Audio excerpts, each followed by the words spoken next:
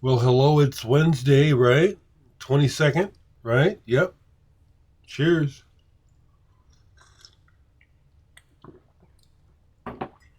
Well, still cold. At least it's above zero today. So, I didn't go to the record store yesterday. It was really cold, and I didn't even go to the store. so,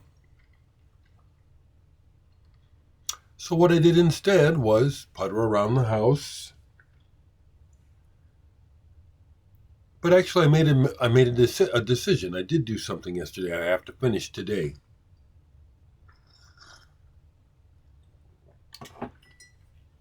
What happened for me yesterday mainly was since I really, at this point, really can't stand looking at news updates, even though it's really not news, it hasn't been for a long time, propaganda reports from the upper class. I my computer is I need to get a new computer, and so I brought in a CD player in here. I haven't had one in this room for a while, just the turntable and the computer, and had been listening to CDs on the computer while I do other stuff. But my computer's been crashing. I need a new one. I bought this one used for nothing. So I decided rather than stress the computer out by running several programs at the same time, which does seem to make it crash more, is that I just brought in a CD player so I could play music rather than on the computer on the CD player. And the thing that I noticed is I brought in an old DVD player to use for CDs. I noticed the sonic difference. I've been aware of that you play your stuff on your different devices, you're going to get different levels of fidelity and stuff. And I was like, wow, I'm glad I did this. It's like it's noticeable. So I'll start by showing what I played. That I remember.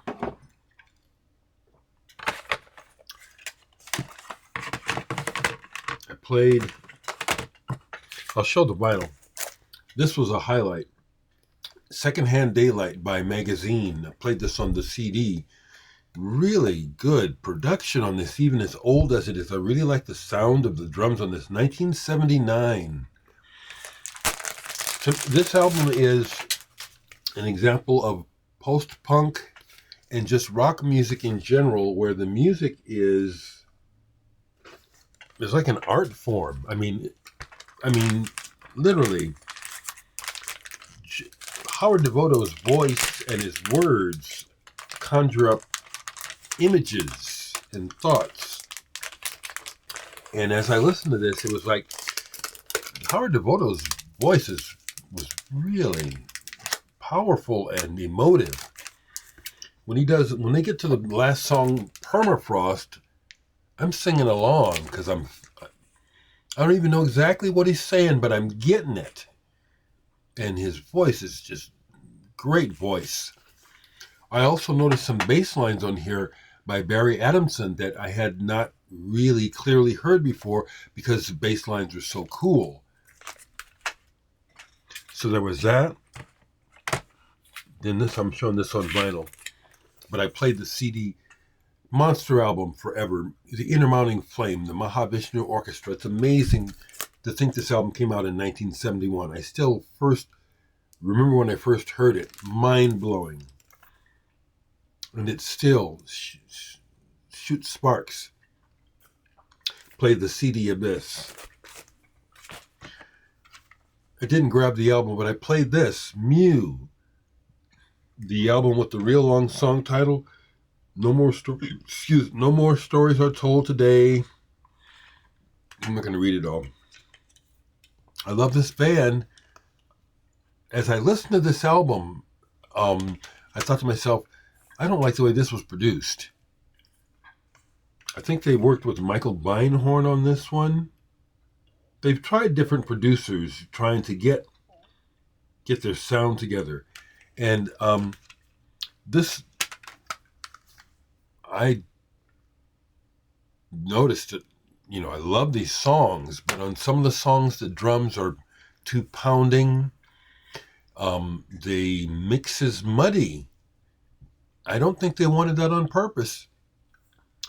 Next time I have a conversation with Jonas, if I remember, I'm going to ask him about this. It's like, because that can be the case. We make music and then years later we go back, oh, I wish I hadn't done that, or I sure changed that. Great songs though. Mu. Love this band. Also played this, it's a single by the Orb, Toxigene. But it's a 2-discer. I never found the second disc, but all the mixes on here, their beats are just monstrously good. They really are good at making your butt move. And this sounded glorious on the stereo. Really, really good production. Listen to this. My Bloody Valentine. Tremolo EP. And here you can hear, I can hear where all the tracks on here were not recorded in the same session. And there is a fidelity difference. And I started to play this, but I didn't listen to much of it. Paul Misich, Mitch Espy, Prairies. Kind of a quiet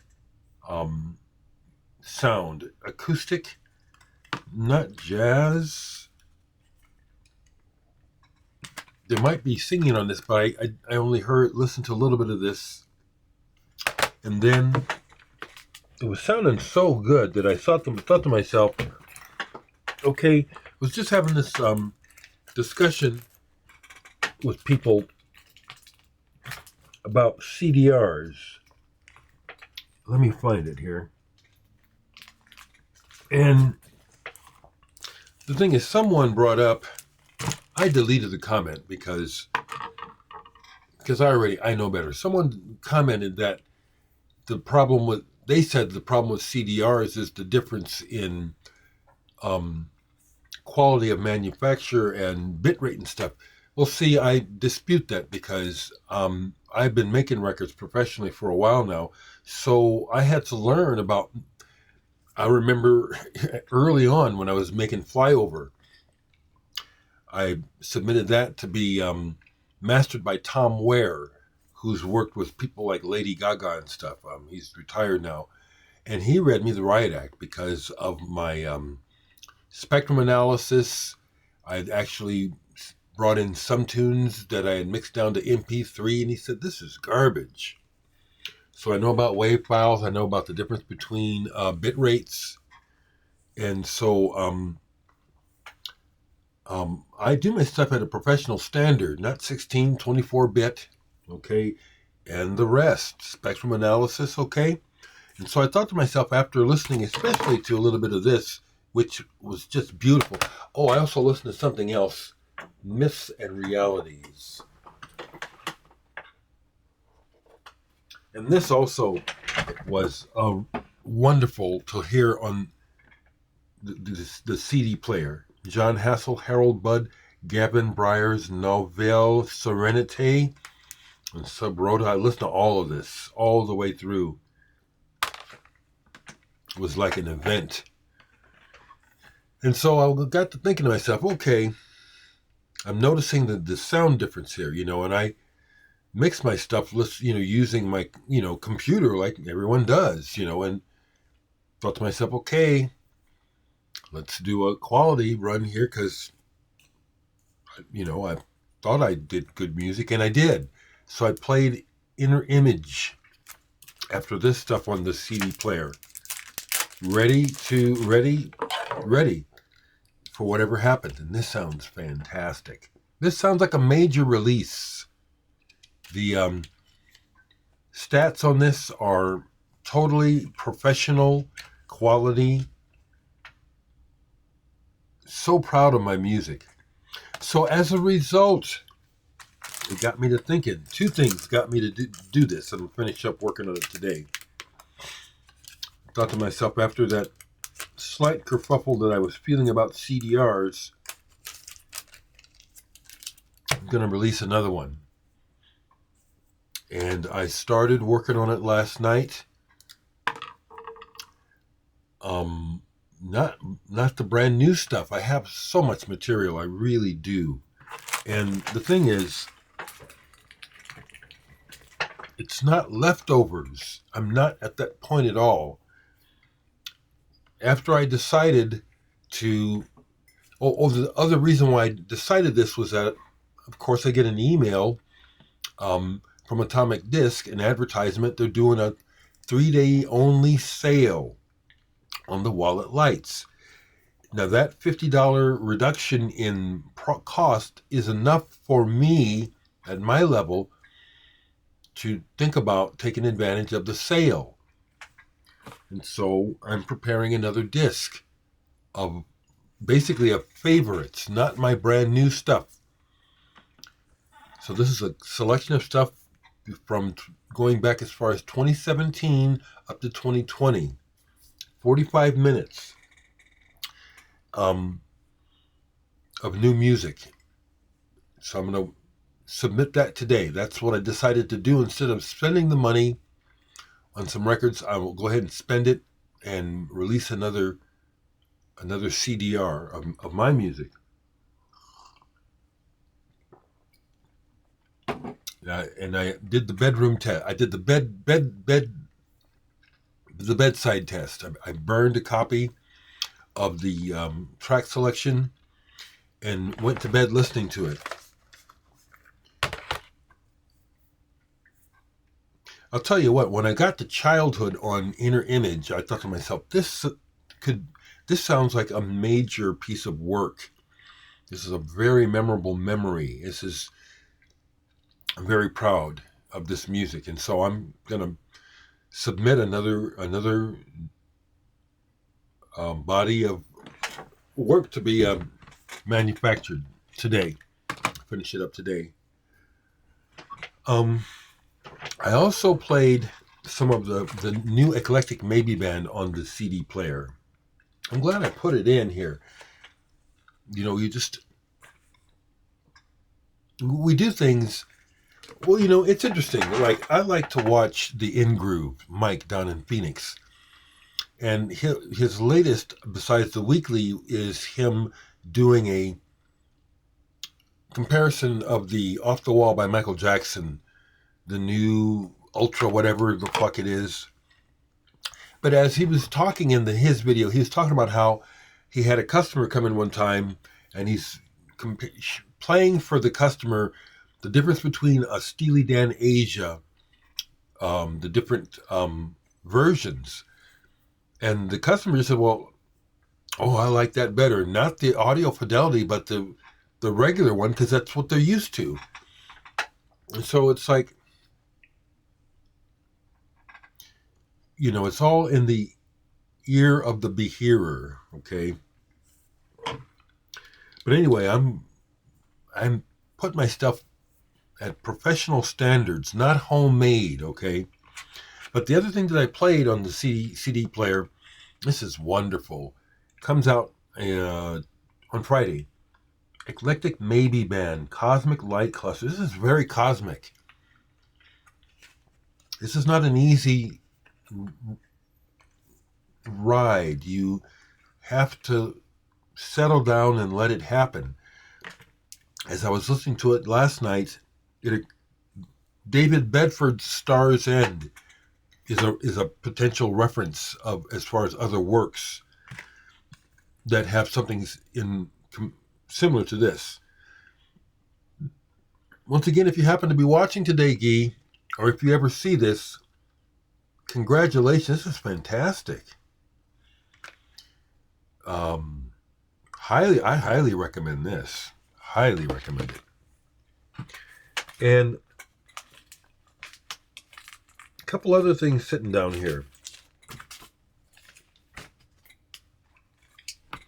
Music is my main drug of choice. Yes, it is. Cheers, people. I just have to stay away from the news because the world is going crazy. Well, it's always been crazy, but it's like it's just really bad right now, real bad. So, Stereol Lab, random noise bursts with announcements. This is one of their earlier albums. I think this is 93. A more noisy. I like how their sound has developed. They don't sound the same. Some people say they're boring and sound the same. They have a sound, but they don't sound the same. And I love the way this one grinds. It has the Noi motoric thing for sure.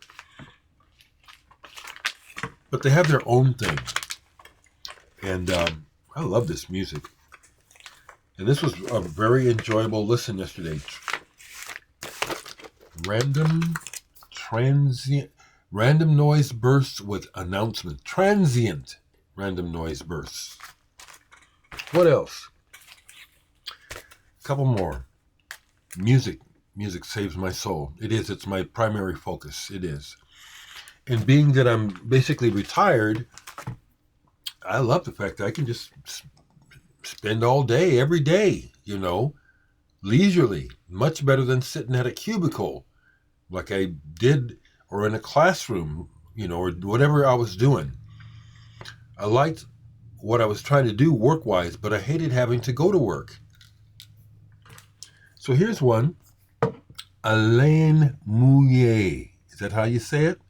Guitar Instrumental on the Musea label. Musea Parallel label. Don't know nothing about this guy. I just happened to catch this years ago. And luckily, in the used section somewhere, I was thinking, what? What is this? What is this? Sold. It's fairly quiet. Nylon guitar, not electric. Small group backing him up. Not a a bit of finger picking. It's not Pat Metheny, but kind of, no. It's nice. It's nice. I did have to skip one track, which was Penses Profondes. It was just really a descending line that everyone has done, and he didn't do anything with it, so I skipped that. But otherwise, this is very nice. Really well recorded, too. And this is another masterpiece. If you've never heard this album, you need to hear this record, whatever style of music you listen to. Now, I'm serious. Ard Weber, bass player, German guy. He's played with a lot of folks. Goes back to even playing prog rock before going into jazz. The Colors of Chloe. This is ideal. It's beautiful. It's flowing. It's jazzy. The artwork is perfect. Those colors. This is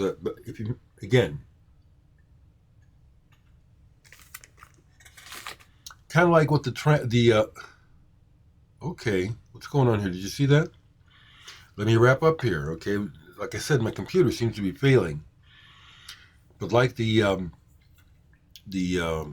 trio a few days ago that Curtis sent me that is so wonderful. This is another record like that. Not spiritual, but that deeply beautiful.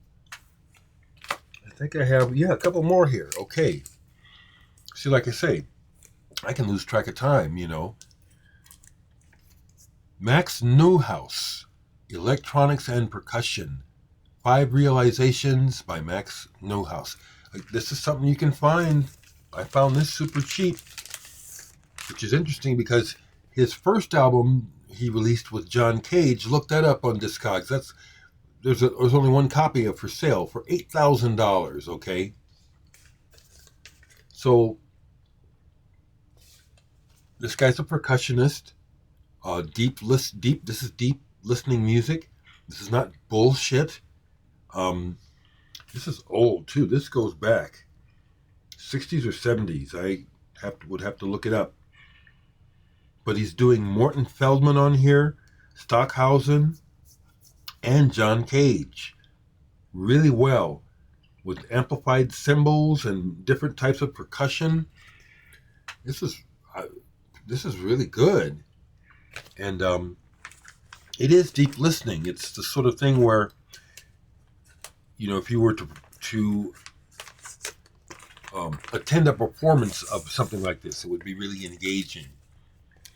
It's like, wow, yeah, this is good. I hadn't played this in a long time. Max Neuhaus. One more, I think. I think I have one more. Yeah.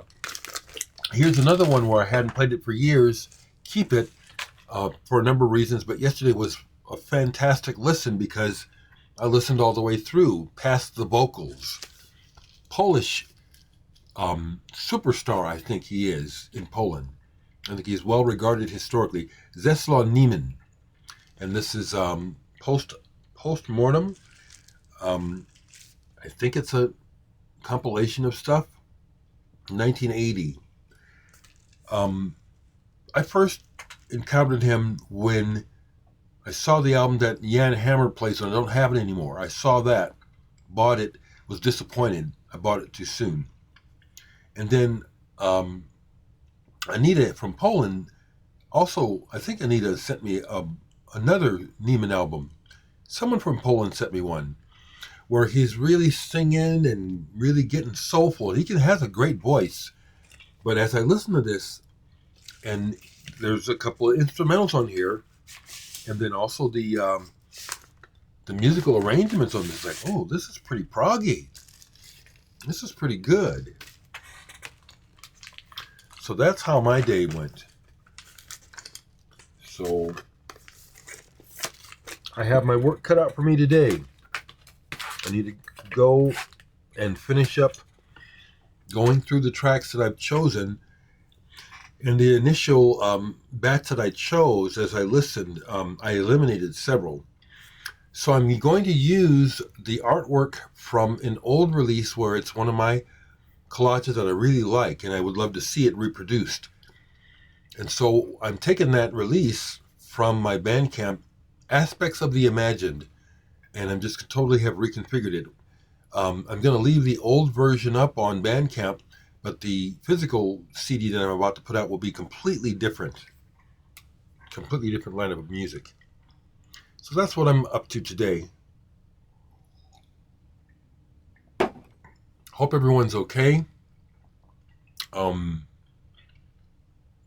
Take care and stay safe, warm, and hopefully things will calm down in California with that weather.